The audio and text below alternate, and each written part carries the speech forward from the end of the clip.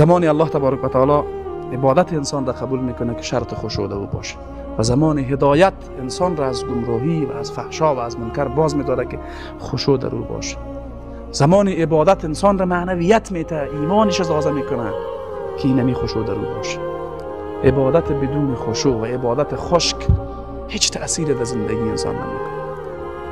هیچ وقت مفاهیم ایمانی در قلب زنده نمیکنه. هیچ وقت یاد الله و عظمت الله را در قلب زنده نمیکنه. و خشوع چیزی نیست که زود به دست بیاید. اول قلب انسانی باید بستر بر جلب خشوع را داشته باشه. قلب غافل بیدار نمیشه. قرآن کریم میگه قلب‌های هستن از سنگ سخت‌تره و حرکت انسان از اینجا شروع میشه که قلبش سخت شوه و تأثیر نکنه، بیدار نشه، به خود نیاید، غافل باقی بمونه. قلب غافل خشوع نمیتونه. قلب مرده در مقابل الله خشوع نمیتونه. قلب جاهل در مقابل الله خشوع نمیتونه. پس ما نیاز به علم داریم،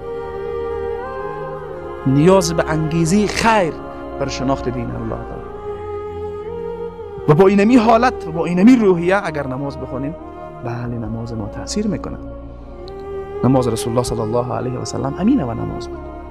در سخت‌ترین و بحرانی ترین حالات پیامبر به نماز پناه میاره. چرا؟ پیامبر اوج آرامش خود را در نماز مییابه. ما در نماز آرامش داریم یا از نماز گریزانیم؟ یک حس عجیب داریم. وقتی نماز به جای از این احساس خوشی، احساس سنگینی به ما دست میده. حالا باز وقت نماز در نماز صاد میشیم، به جای از این که همین مفاهیم در مقابل الله زنده باشه، چیزهای دیگه در ذهن ما که خودت میگیم که باشی خلاص شوه. این حالت فرار از نمازه. تیز میخوان خلاص آرام داره بلند میرم مالک میدین سبحان الله سبحان الله میری خلاص خوشا شد که خود دیگه این دیگه چی تأثیری میکنه؟ چرا نماز میخوانیم؟ احساس زیادت ایمان را نداریم.